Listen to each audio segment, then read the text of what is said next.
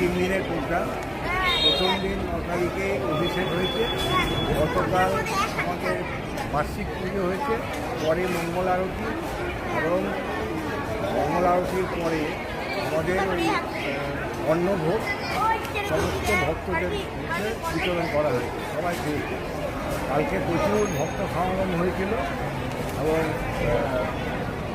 আমাদের সুষ্ঠুভাবে আমাদের পুজোটা হয়েছে, এবং ভক্তরা নিজের উদ্যোগে শান্তি শৃঙ্খলা বজায় রেখে আমাদের সহযোগিতা করে।